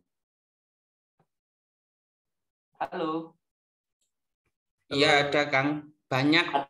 Banyak ya? Itu sebenarnya ya, bukan karena pengen supaya misalkan pelatihan ahli K3-nya laku, bukan Bapak Ibu ya. Ini kita berhusnuzon ya. Itu sebenarnya bentuk dari integrated training. Ya. Saya ingin meluruskan banyak anggapan bahwa kalau ikut pelatihan ahli K3 tiba-tiba ya di situnya ada 17 sertifikat, itu sebenarnya bukan untuk membuat laku training ahli K3-nya, bukan ya. Itu efek atau imbas dari ngikutin training. Jadi kalau kita ahli K3 umum ya, itu akan ada KUK ya, kompetensinya itu masing-masing ada tuh. Nah, itulah yang bisa menelurkan masing-masing sertifikat. Misal di ahli K3 umum itu ada kompetensi menginvestigasi kecelakaan, itu dikeluarkan sertifikatnya ya. Kemudian ada menduga bahaya HIRA, dikeluarkan sertifikatnya. Nah, Bapak Ibu, pada konsep itulah yang disebut dengan integrated. Sebenarnya kalau udah ahli K3, jangan ditanya lagi. Mana sertifikat investigasinya? Nah, itu jangan sebenarnya. Sebenarnya karena itu sudah ada di materi ahli K3 umum. Nah, kita kalau orang ngomongin ini, seorang ahli K3 umum sebenarnya sudah integrated kemampuan skill menduga bahaya, membuat HIRA, membuat laporan. Cuma kita ini hidup di negeri yang selembar kertasnya mewakili gitu ya, masih dijadikan referensi ya. Padahal kalau kita paham bahwa ahli K3 itu sebenarnya sudah memuat 16 kompetensi itu. Cuma orang-orang pengennya kalau sertifikatnya itu harus dipisah-pisah ya. Kamu udah punya sertifikat investigator belum? Padahal di ahli K3 kita diajarin ya, ada satu unit kompetensi terkait dengan investigasi kecelakaan. Nah, gitu ya. Kalau training di integrated, Bapak Ibu silakan cari yang model-model ahli K3 ini ya.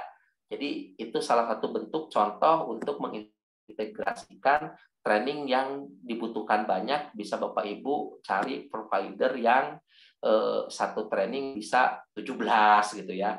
Nah, gitu ya Bapak Ibu. Ada lagi yang lain?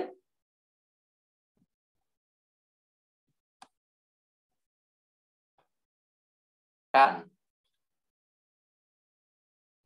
saya awalnya ya beberapa tahun yang lalu itu bingung.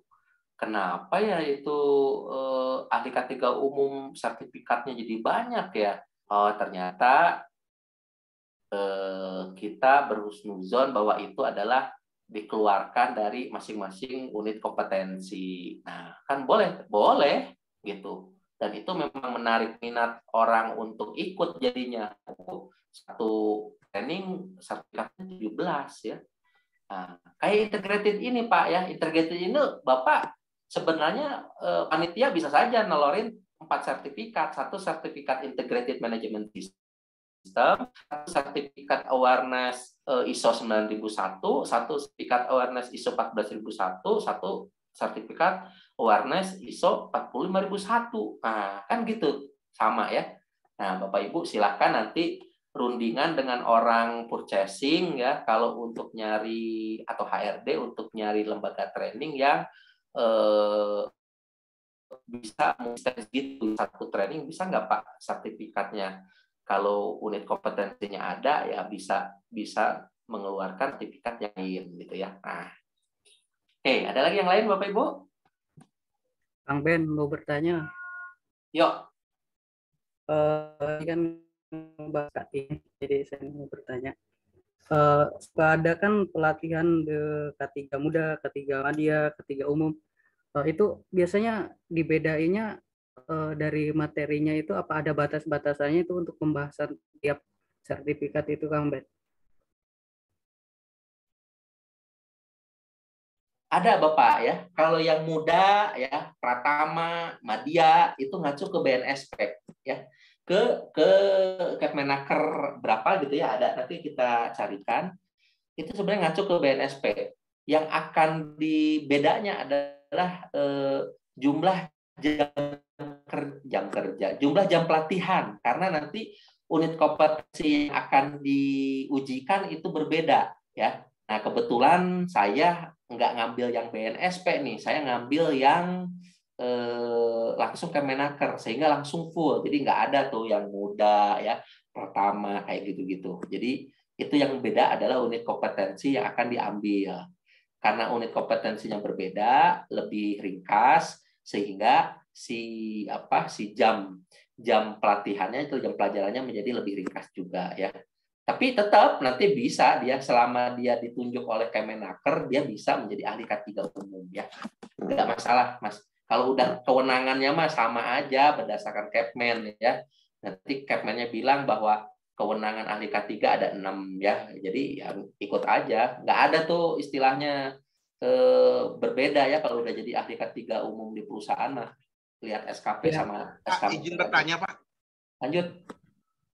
Ya Pak, apa bedanya Pak keluaran ahli K3 itu umum, keluaran yang BNSP, terus Kemenaker, terus infonya ada juga yang dari KAN ya Pak ya? Mohon penjelasannya Pak. Nggak ada Pak kalau dari KAN. Ya jadi gini Pak, syarat untuk menjadi seorang ahli K3 di suatu perusahaan harus ada surat penunjukan.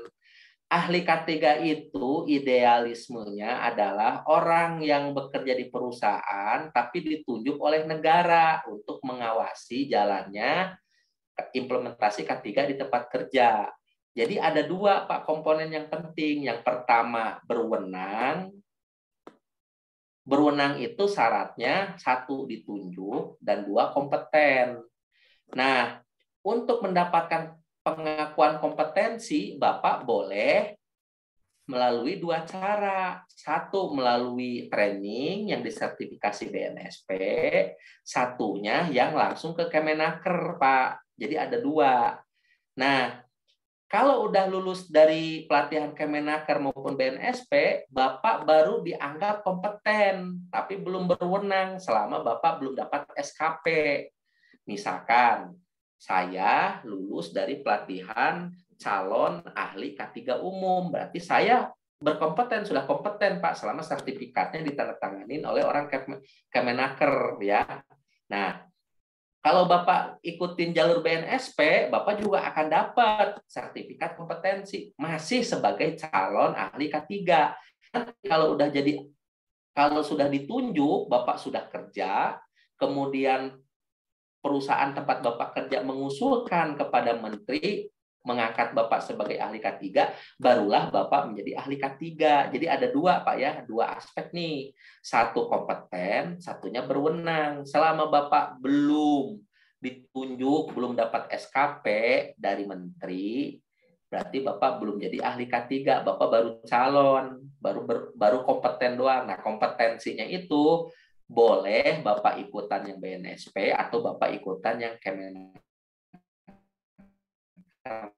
Kalau dia belum pernah dengar nih ya, kecuali untuk kompetensi yang lain ya, yang di lab. Nah, itu baru ada di KAN-nya.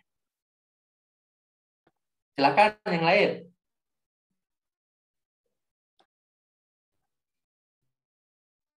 Nah, yang Bapak pilih ya silakan. Saya nggak mau menyarankan. Kalau saya sendiri pilih yang langsung Kemenaker. Walaupun saya trainer, TOT saya BNSP, kemudian asesor saya BNSP ya. Jadi kadang butuh yang itu, saya ambil yang itu. Kalau lagi butuh yang ini, saya pakai yang ini gitu Pak ya. Saya nggak terlalu Izin Pak. Lanjut. Dan kalau yang Kemenaker itu minimal kan pendidikan D3 ya.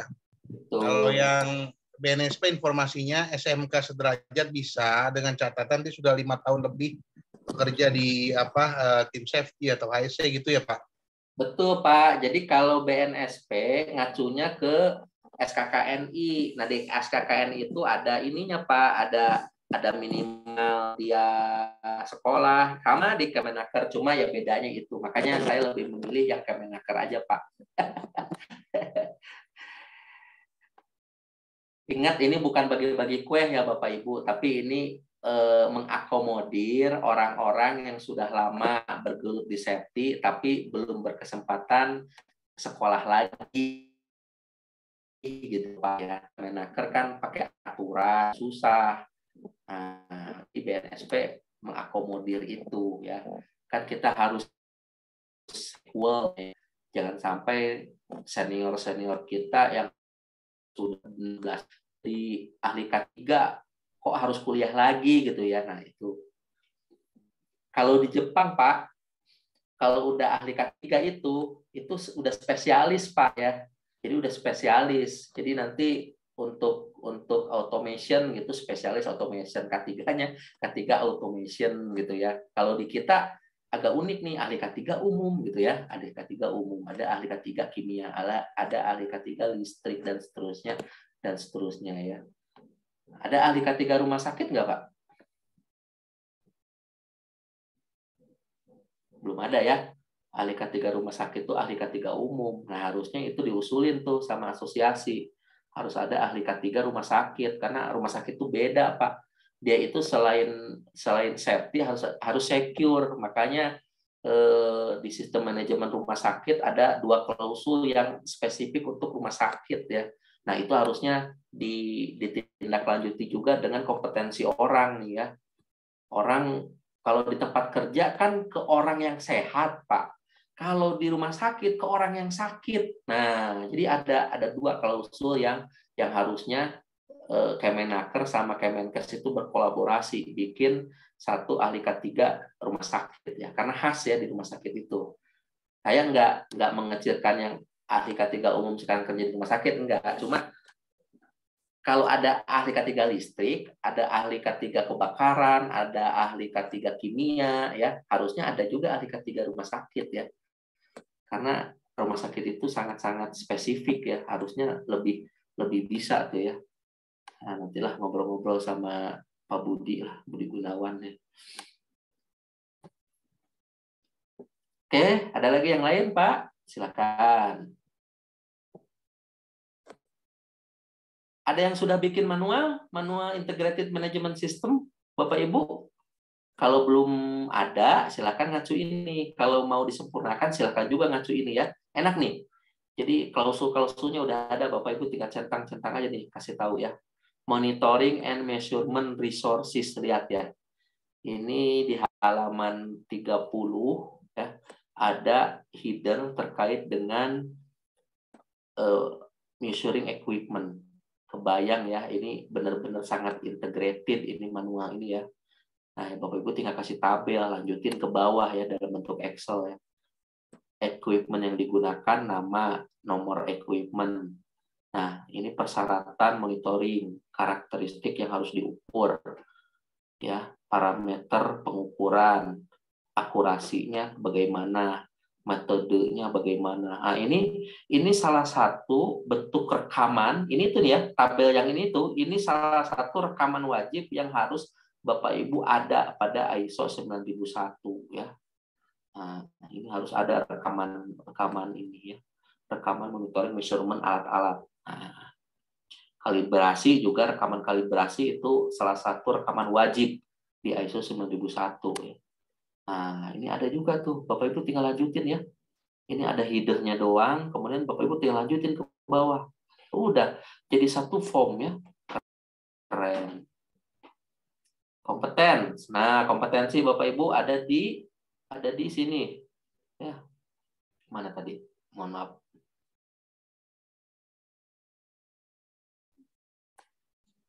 Dokumen information, communication, awareness, nah competence. Ada Bapak Ibu kompetensi nih.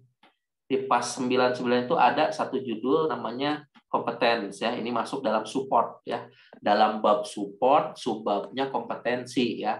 Di perusahaan MCL hanya orang-orang yang kompeten ya yang boleh jadi berdampak pada kinerja dan keefektifan keaktifan pada sistem manajemen terpadu ini yang boleh melakukan berbagai macam pekerjaan. Nah, pada kalimat ini Bapak Ibu bisa mengambil pelajaran bahwa hanya orang-orang yang kompeten saja yang diizinkan bekerja, ya.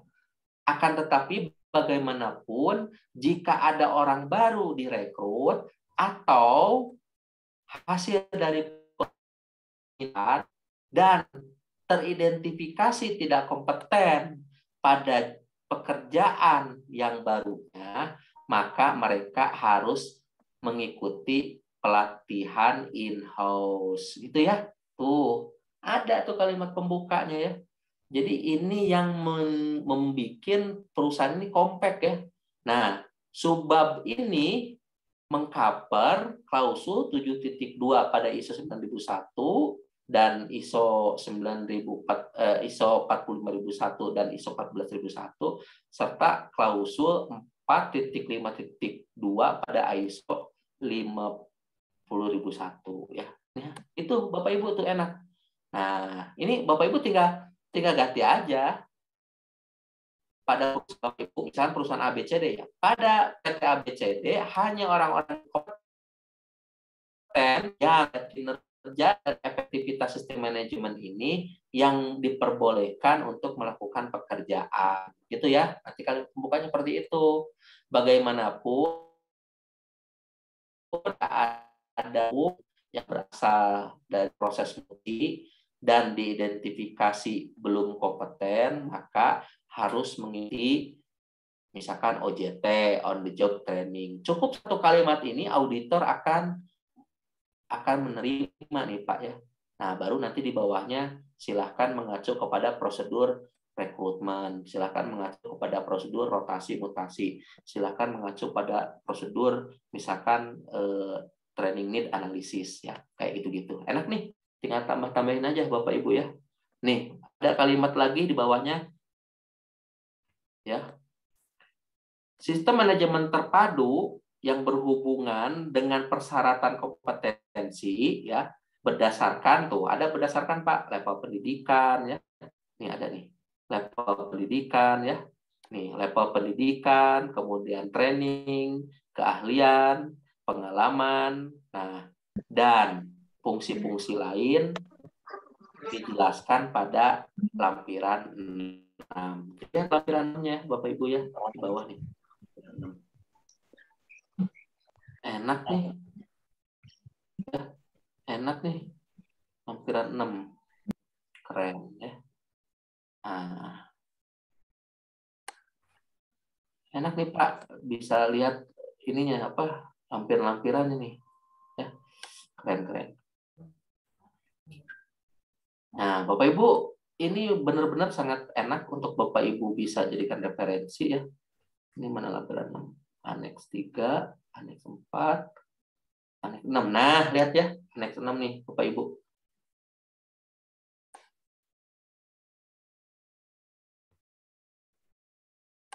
Ini kalau belajar tatap mukanya saya udah coret-coret nih banyak ya. Nih, aneks 6 Bapak Ibu lihat. Personal competence requirement relevant to this management system. Lihat ya. Direktur aja udah ada Pak Bu matriks trainingnya ya. Keren ya. Matriks trainingnya direktur ada tuh ya. Matriks trainingnya direktur. Ya. Level fungsi chairman and directors, minimum educational qualification as per government ya. Sesuai dengan aturan pemerintah atau aturan negara ya. Minimum acceptable experience sesuai aturan negara. Minimum acceptable training sesuai aturan negara. Bapak Ibu tinggal omongin aja juga di proposal apa di manual Bapak Ibu ya. Kemudian GM ini minimum education qualification-nya as given in common call coder manual available in person benar. Ini ngacu ke HRD gitu ya. Nah, clear ya? Ada clear nih. Sampai ke karyawan yang umum, all other employees of MCR ya. Nah, ini ada tuh. Ada basic awareness training, Bapak Ibu bisa tambahin basic safety ya segala macam. Keren. Kalau perusahaan belum punya standar ISO, apa bisa langsung bikin standarnya kayak MS? Bisa. Sangat bisa. Ya, sangat bisa. Makanya ada PAS 99. Ikutin aja PAS 99-nya ya. Nah, mohon izin menurut versi Kang B, kenapa ada AK3 umum, POP, AK migas dan seterusnya. Nah, saya nggak mau ngomong itu bagi-bagi kue ya, bukan. Itu satu kecintaan masing-masing sektoral terhadap bidangnya ya. Ya, POP ya, AK3 umum, AK3 migas, karena masing-masing orang spesifik. Makanya tadi saya bilang harus di rumah sakit itu ada AK3 rumah sakit, AK3 ya, ahli K3 rumah sakit, karena rumah sakit itu kompleks ya, nggak ngurusin orang sakit, nggak ngurusin orang sehat, tapi orang sakitnya ya, gimana tidak terkontaminasi orang yang sakit, gimana gitu ya, dan seterusnya dan seterusnya. Oke Bapak Ibu, ada lagi yang lain? Kalau nggak ada, saya kasih ke moderator. Silakan Om Moderator. Baik, terima kasih banyak Kang Ben atas materinya yang sangat luar biasa. Semoga apa yang telah disampaikan tadi dapat kita pahami secara utuh dan dapat kita implementasikan dengan baik sehingga menjadi ladang pahala bagi kita semua. Amin, amin ya rabbal alamin. Akhir kata, saya selaku moderator mewakili panitia pelaksana webinar standar.id mengucapkan banyak-banyak terima kasih atas partisipasi dari rekan-rekan sekalian dalam webinar kali ini, sekaligus menyampaikan permohonan maaf apabila dalam memandu acara masih banyak khilaf dan salahnya. Semoga kita semua dapat berjumpa kembali dalam webinar-webinar lainnya yang diadakan oleh standar.id. Mari kita tutup acara kali ini dengan mengucapkan lafaz hamdalah. Alhamdulillahirabbil alamin. Ya, saya akhiri dengan wabillahi taufiq wal hidayah. Wassalamualaikum warahmatullahi wabarakatuh. Ya, Bapak Ibu, terima kasih. Waalaikumsalam warahmatullahi wabarakatuh. Terima kasih. Terima kasih Pak Beni. Terima kasih banyak Kak. Silakan. Assalamualaikum warahmatullahi wabarakatuh. Waalaikumsalam warahmatullahi wabarakatuh. Monggo. Terima kasih banyak Kang Ben. Terima kasih Siap, banyak Standard ID and the crew.